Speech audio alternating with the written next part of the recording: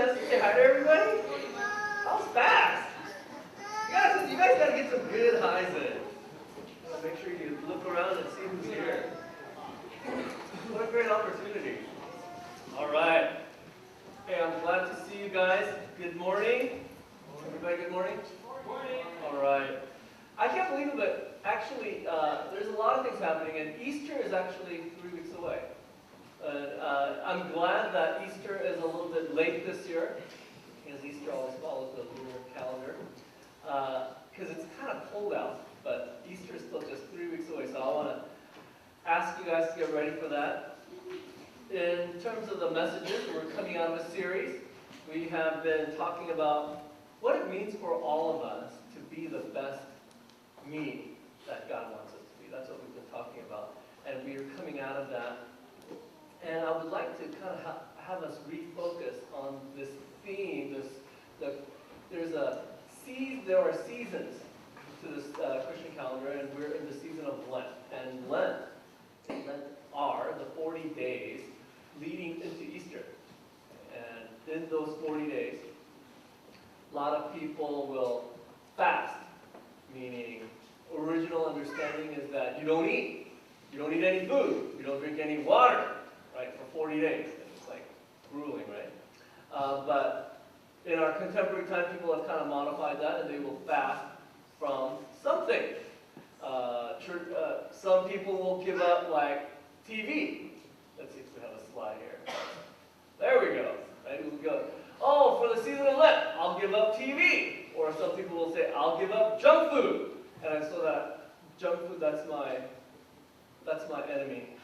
So I put that at the top because I like to go to McDonald's, right? The Big Mac. I don't know, what's that secret sauce? It's so good. It keeps me coming back. Maybe it's just simple Thousand Island, but it just keeps me coming back. I'll take HT, let's go. I'll buy one for you. Take him with me. That's my enemy. Some people will give up something like alcohol. Some people will give up using the computer. Some people will give up texting. Or what else is up there? Chocolate. Oh my gosh, chocolate. A lot of people will give that up for Lent, right? Go, I'm going to give it up. And they do. And it's like, when you give these things up, one of the things you find is, oh my gosh, I am so weak. Those golden arches are calling me. Right? You just want to go. Oh, those nuggets seem so good. $5 and you get 20 nuggets. Oh, I gotta go. And it's hard. And we realize how weak we are. And in that moment of weakness, the thing that we realize is I really do need God because I'm not strong enough even to handle these little things, these little weaknesses in my life. And that's what fasting is about. Creating a void. Right? A sense of emptiness, like you're in still water, just kind of calm.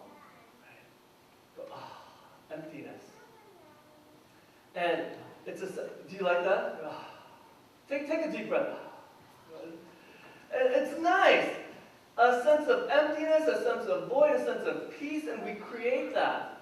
And when you do this, one of the things that we've got to learn to do is it's not just about creating that emptiness, but also, after you take that breath, filling that emptiness with something spiritual. Because if you don't fill it with something spiritual, something else will just automatically find its way and fill itself there. You guys know what I'm talking about?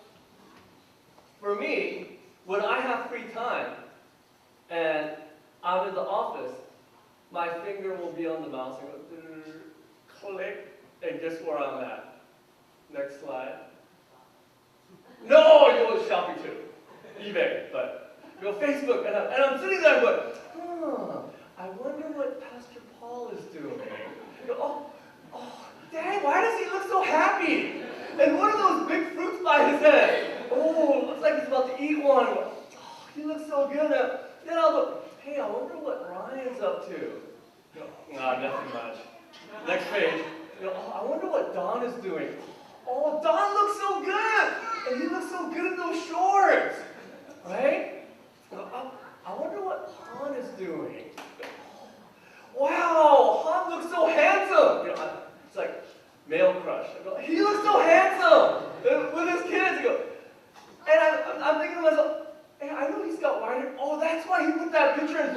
white stuff. We can't see his white hair. I know I got a line of white hair, but it's like, oh, that looks so good. And when I look at all of these things and all what everybody is doing on Facebook, what I intended to spend like 5 minutes on, just take a little break, it's like 30, 45 minutes. Is that just me? No. Right? Thank you, Jay. It happens. And when I look at what everybody's doing, you know, a lot of times one of the things that fills that sense of quiet, void, emptiness, peace, is I go, oh, I'm a little jealous now. When I see what other people are doing, I go, I'm a little jealous. And I get a little depressed. Right? Oh, a little envy.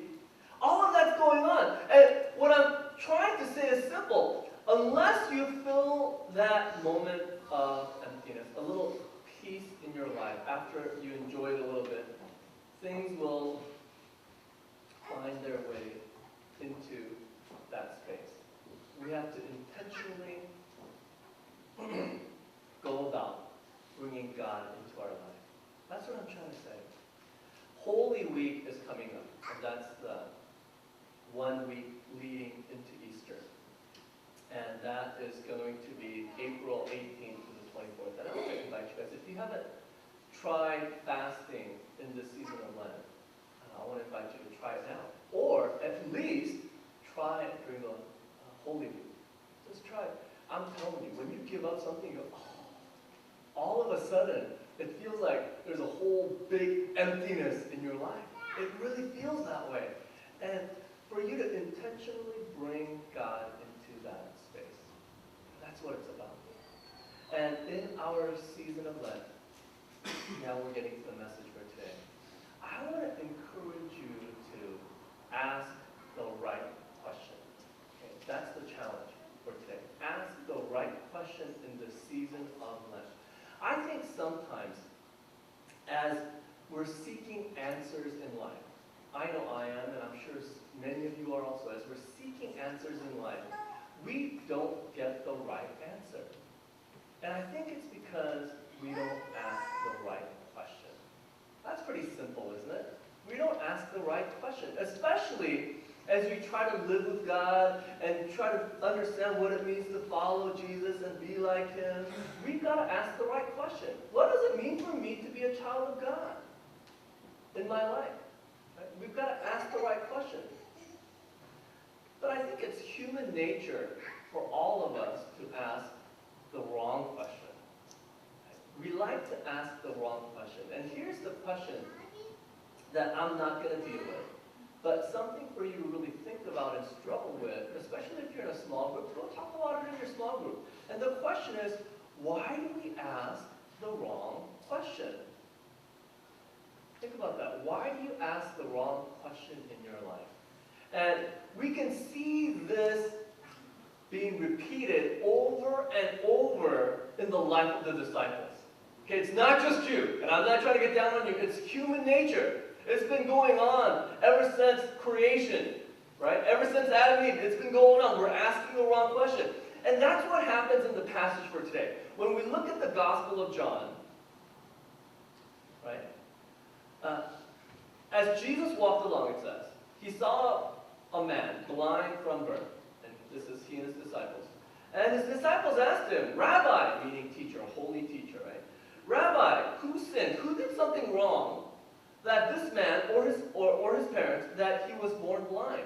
Because during this time, it was believed that when people are facing crisis, when people are struggling, when there is a physical ailment, when something's going wrong in life, that it was because that person or that person's parents or somebody in their family did something wrong, and God was now punishing them. Right? So the disciples are asking, why? Why is this man blind? What did he do? Or what did his parents do? Why? And I'm sure in the back of their minds they're asking other whys.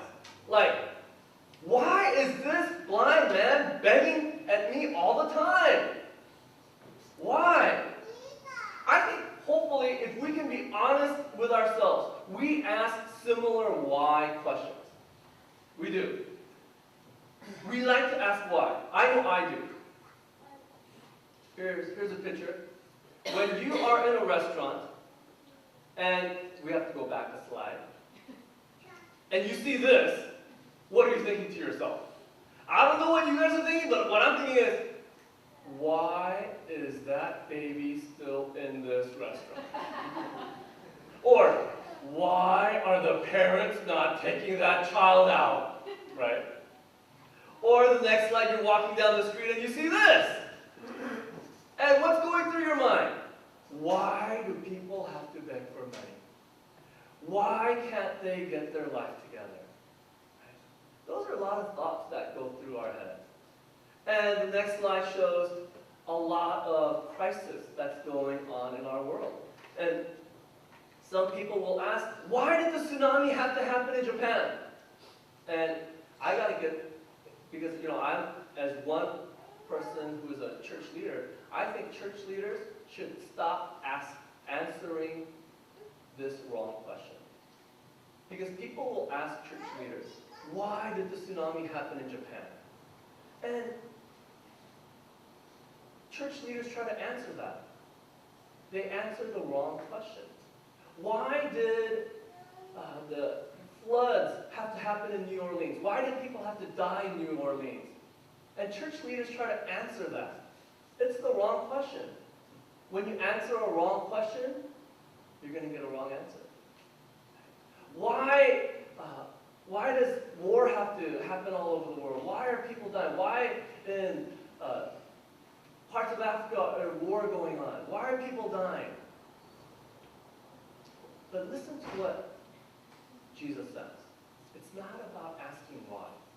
Jesus answered, neither this man nor his parents sinned.